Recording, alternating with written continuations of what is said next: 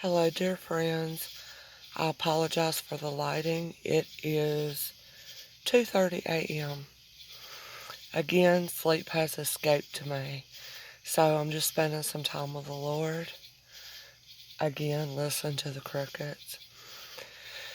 I wanted to share a little story, and I hope it might speak to you, or you could think about it.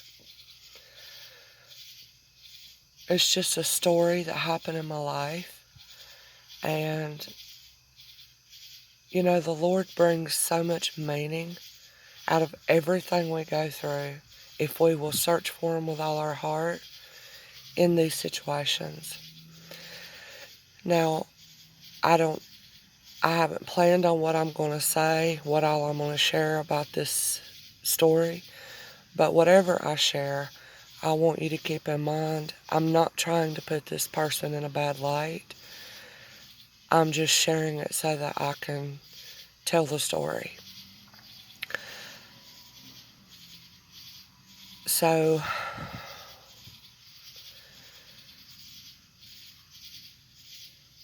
I'd always grown up, um, my mom wasn't in my life. I mean, the Lord, we've got a relationship now, but I wasn't raised by my mother. Um, she got messed up on drugs and messed up with, some crazy guy while my dad was in the Navy.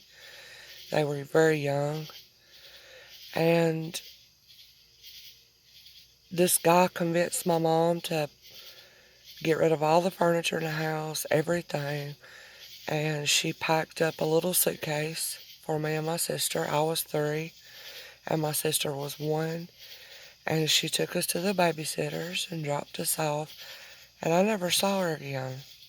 Um, until I was 13, I met her. I say for the first time, but... So that could be another whole story, but the one I'm going to get to is about my dad. So my dad, I was always a daddy's girl. I came up with my dad. My grandma helped a lot in raising me, but yeah, me and my sister were with my dad. And from the time my earliest memories of Daddy, for the longest time I couldn't stand the sound of a can, when you pop the tab. I couldn't stand that sound because it reminded me of Daddy opening those beers, I, growing up, I'd go get Daddy a beer. Go get me a beer, Misty. And he was always so humble and I just loved him. He worked very hard. He is the best listener. And he was always there for us, except for this alcohol kept taking over more and more. Also, let me just say, I'm not talking anything about alcohol here. This is just part of the story, alright? So, I don't want that to be the issue. But anyways, that's just the way it was. So, anyway, when I got to be, I got pregnant at a very young age, 16 years old. And me and my baby, well, he's 25 now. We kind of grew up together, We lived with Daddy for a long time. And then we left. And once I left the house, I rarely saw my dad because he would never drink and drive. And he was always drinking. So therefore, I got married, I lost a baby, that my little baby died. Went through that. Excuse me. Had 2 more children. Went through life. Went through a divorce. Remarried. The husband I have now that's legally blind. We've been together probably 11 years. My youngest child was 3.5 when we first met. So that's just a little rundown about that. But the thing about it is, I longed for my daddy to come to my kids' softball games, baseball games. I longed for my daddy to be around me and be with me. I always loved him so much. But it didn't happen because, like I said, he was drinking. So, probably when I was about 29 to 30 years old is after that divorce. I had 3 children. Eventually met my husband now. Um, I don't know how to explain it, but somehow I met the Lord, for real. Like I said, I don't know how to explain it. I'd come up in church and went down to an altar, got baptized in a little creek. Um, I knew scriptures. I had been to churches. But in all this knowing of him, I had never seen it make a difference in my life. Nothing changed about me, even though I wanted it to. So anyway, it just came to a place after going through that divorce and losing a best friend of many years that stabbed me in the back. Not literally, but, it was just a hard time. Left a career I'd had since I was 21, which was in healthcare. Just a lot of things, And I was in a very deep, dark, low, broken place. And I just started going away to the park and taking my Bible and just started asking the Lord, are you really real? I need to know, you know. Is it worth it to open up this Bible? I don't even know what it means. I mean, I know what everybody's told me, but anyways, that's how I started. That's how the Lord, that's where we met, basically, put it that way. Alright, so I'm sorry I had to say all that to get to this point. Now, hopefully, this won't be long, but basically, what happened was I was growing with the Lord, getting to know Him. But I was very young in the faith at that time. I was very young in the Lord. Well, my daddy his health went downhill. The alcohol got him to the place where he couldn't work anymore. And that was his whole world, his work. And he was going in and out of the hospital, and me and my sister would go visit him, and it would be really bad living conditions. It had just got him to the place where he couldn't function anymore, put it that way. And so the thought came into my mind that I need to move Daddy into my house here and get him off alcohol, help him get disability. Maybe he needs to go to assisted living for a little bit until he can get on his feet. Talked with my husband about it, prayed, all these things. Went and got him. I remember the night I went and got him. He said, I really just did it up because I knew you were going to help me to get out detox. And he was just drunk as Cooter Brown. And I remember driving him home. He had fell, his arm was bleeding, wrapped it up. Driving home, and I just got so sick on my stomach about the whole situation. I had to pull over and got sick on the side of the road before I ever got home. He'd been going without eating, just a lot, y'all. So anyway, got him home. I worked with a doctor. I worked with doctors at that time. Like I said, I was in healthcare. And my daddy had lost his job, so he lost his insurance. And he couldn't get any government assistance or whatever. And so the doctors I work with, I had shared about this situation and what I wanted to do. And they prescribed me, or him, a couple of medications to help with this withdrawal can be very dangerous. But I'd worked in and amongst adults with mental illness, dual diagnosis such as drug and alcohol abuse. So I knew a lot about it, and I felt confident, especially with the Lord's help, that I could detox Daddy safely at home. The kids were at school most of the day. Um, I guess I was still working at that time. Yeah, I worked for just a few more months after Daddy had moved in, and that's when that happened with my friend I was telling you about. So, y'all, it was bad. I don't know if y'all have ever seen anything like that, been through that yourself. I have no idea, but I had to get pull-ups for him. He was using the bathroom on himself. It was bad. So anyway, y'all, get him detoxed, right? Then I got to start getting him help because the real problem wasn't the alcohol. The real problem was all the issues of his life, which had been unresolved, stuffed down deep in his heart. That's why the Bible says, guard your heart, for out of that flow all the issues of your life. You know? We can look at a person from the outward, like I did my daddy, and think, well, their problem is alcohol. But I came to find out that there was a lot of pain in my daddy's heart, a lot of hurt, just a lot of wounds to his soul, and he was just using the alcohol to numb the pain. So, y'all, it went on. I thought it was going to be a few months. It ended up being 9 years.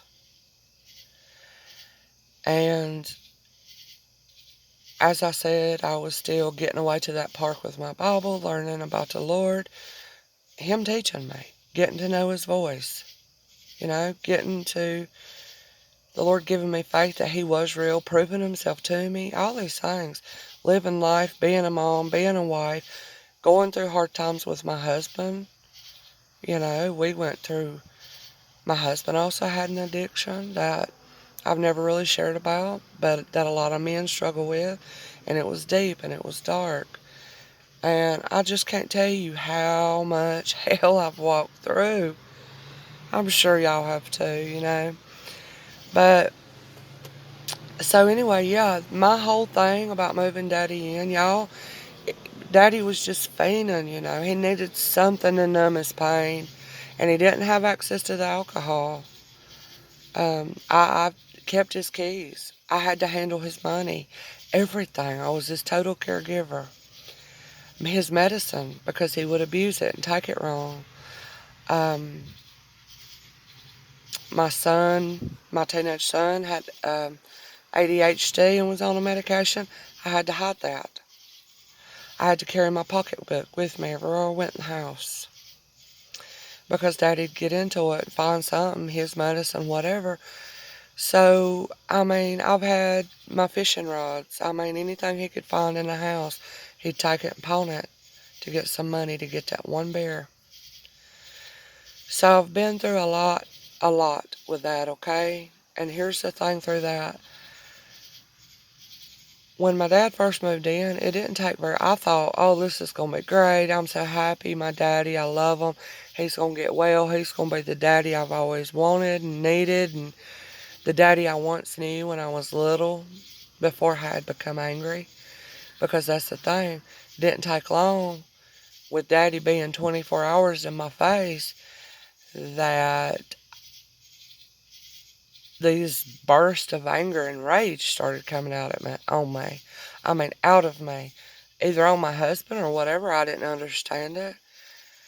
Um, but just seeing him face to face 24/7, it opened up a well of stuffed down pain, wounds, anger, unforgiveness, bitterness, rage. That, like the Bible describes that, like murder. And I was murderously angry and mad at my daddy, at the Lord, at everybody, really. So, yeah, that came up. And now, through all this, in my mind, this whole entire 9 years, not only Not until after my dad got moved out on his own, in his own apartment, doing great. You know what? Not until then did the Lord start changing the way I thought about that past 9 years. Because during that whole 9 years, I thought it was me helping Daddy. I thought I was going to help him have a second chance, get on his feet, and all this kind of stuff. I told him what I was learning about the Lord, and I told him that the Bible says if you lie to somebody, you hate them. You can't love them lying to them. And the whole 9 years was full of lies because, Daddy would just lie to me, and he always was, I was like, why? I've screamed, I've raged, I fell down on the floor, bawling, overwhelmed to the point of nervous breakdown, y'all. Especially dealing with my sister who had an addiction. My husband walked out on me, and here I've got my daddy. It was just bad, all right? But I was still walking with the Lord, seeking the Lord, learning from the Lord, all these things while enduring all this. And he would just always say, I just lie because I don't want to hurt you. Because, yeah, I did that. And, yeah, I sneaked out and did this. And, even when he was going to his AA meetings, sitting at Bojangles with his sponsor, an old man Floyd, which was, so sweet.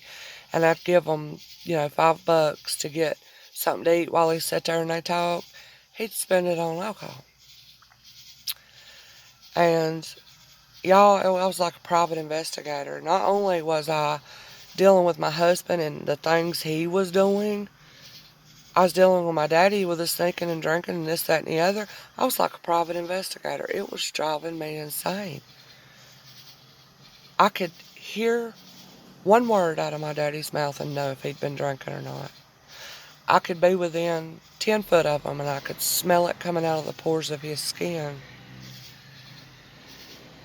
During that time also, I lost my grandmother, who was number one in my life, okay? Number one. She raised me from the time my mom left till I was about 9 years old when my daddy remarried. I lost her and her husband, my grandfather, within 2 months of each other. I cared for them in their home. Their little hospice beds were right next to each other in the living room. Y'all, all of this, all right? All of this plus life. But it's just getting long. I really want to get to the end of what I'm trying to say here. I don't know if anybody will listen to this, but I'm just putting it out there. I'm going to put it out there. But basically, all right, so yeah, it was me. I thought I was going to change my daddy. He was going to be here in my house, and he was going to see the light of the Lord shining through me, and that was going to change him. You know? It didn't go that way. What ended up happening one day, just a few months before Daddy was going to be moving out, he sat down at the table and he was talking to me. And I was so angry, y'all, I couldn't stand to look at him. If he'd get a cookie that I just made, I would just, inside, be just tore up. I was so full of anger and bitterness and rage and hurt and pain and exhaustion and not understanding all this. So, like I said, it just got to the point I couldn't. If he needed to go into the bathroom and I had to go out, I was so mad because that's my bathroom. And I've given 9 years. I mean, it was all, about how I felt and everything. But anyways, he said something about, you have helped me. You took me in. I wouldn't be here if it weren't for you today. And I thank you for that. He said, and my daddy didn't have a relationship with the Lord. God know that. But he said, what if God sent me here to you to help you rather than you're the one helping me, though you have. He said, what if God, he said, God sent me here to help you. Y'all, inside, that repulsed me. I was repulsed at that. I really was. But guess what? After he was gone, not very long, the Lord really started giving me clarity on that past 9 years. And guess what? Truly, he did send my dad to me to help me. Truly, he did. All I could see was the pain, the heartache, the crushing me, the killing me, the lying to me, the hurting me, poor pitiful me, everything.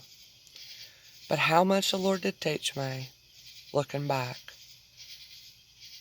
that had my daddy not come into my life at that time, even though I thought I was helping him, I was doing him a favor.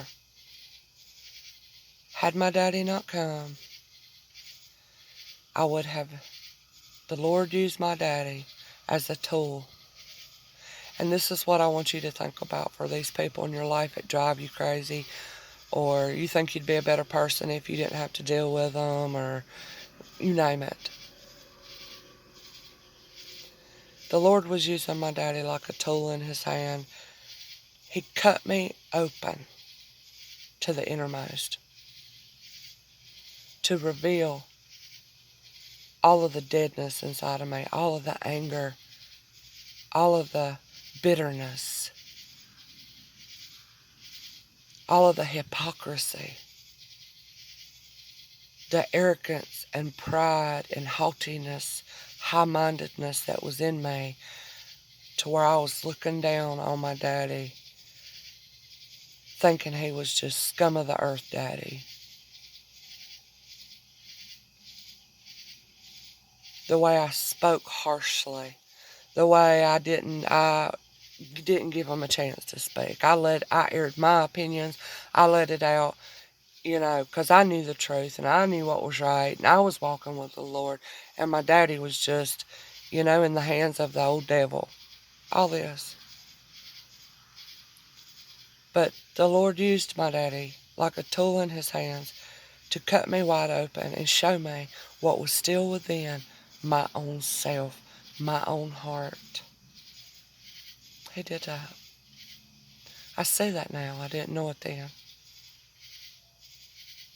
And how much now, then it came to the point where I realized I had such a sorrow for how I had treated my daddy. Yes, he did me wrong. He hard things and stuff. But that didn't justify the way I acted towards him. The hollering, the screaming, the shame, the accusing, the putting down, the ignoring him, shunning him, making him feel alone, I'm sure, making him feel like he was just nothing. That all came out of me. That came out of me. And that's what the Lord was shining his light on me to show me. Not that I could have fixed it. I didn't fix it. But through that 9 years, the Lord was working on me. And at this point in my life, y'all, because of the Lord's work, though he used such a circumstance, I would have never chose that. I would have never in a million years wanted to go through something like that. But the Lord had a plan. He knew what he was doing. And yeah, he surely did send my dad to help me. Because these days, I'm not boasting anything about my flesh or my ability or my achievements or my goodness, but only the power of the Lord to do what he's done in me. So now, I'm way more patient with people. Way more understanding. Way less judgmental of judging people from the outward. Way more kind, compassionate, forgiving, humble, quicker to listen. I could go on and on about it, y'all.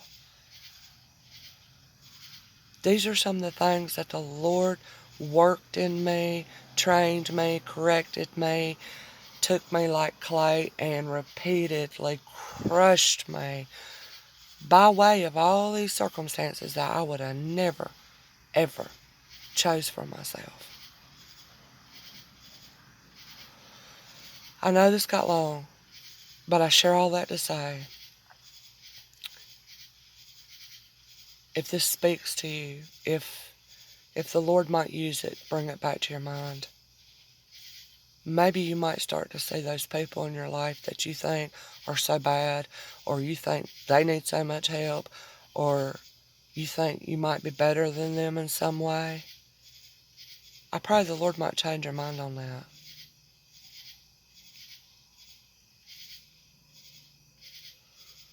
Talk to Him. Ask Him, Lord, is there a real reason that you've allowed this person in my life? That they're still here? They're not gone? Could He be trying, the Lord, to teach you something? To cut you wide open and show you what's within that He wants to change and correct and cleanse and heal? And that hard situation and that hard trial and that scary time or that physical sickness or that alcoholic dad or whatever you can fill in the blank is just a tool in His hands. You really think He doesn't know what's going on? He doesn't. You think He doesn't see every detail about this? You think He doesn't have all power and control? He could stop it in a heartbeat? Couldn't think about that. That's the way I found it to be. So I don't fear these hard times that come at me because of Him, because I've learned there's a reason for it. There's a lesson in it. There's an eternal value to it. There's a spiritual side. Remember, set your mind on things above. Don't be thinking about earthly things all the time. He showed me that, Misty. You're looking at the situation. You're looking at the person. You're looking at the problem. But I have there's an eternal weight. There's a spiritual side to everything that comes to you. Set your mind on things above. Seek me. Find out how I'm in this situation. Find out where I'm at, how I'm working, what I want to do. You know? That's what He showed me. Because I'll finish with this. You think about Jesus? Y'all, if we were in that day or time, we'd be just like Peter. We'd be just like Peter. Far be it from you, Lord, that this is going to happen to you. Far be it from you. And the Lord said, get behind me, Satan. For all you're thinking about are the things of this world and not my Father's plan. Something like that, didn't He say? So I don't know if that might speak to anybody, and I cannot believe, I don't even know if this will upload at 28 minutes, but just thought I would share that. It's real. It's true. Nothing is in vain. Everything matters. He is in every detail of our life, y'all. You know, and sometimes we resist and rebuke and try to get away from and ignore and hate those things that we think are so big and bad and ugly and terrible. But the Lord uses everything for our good. We got to remember that. Love y'all.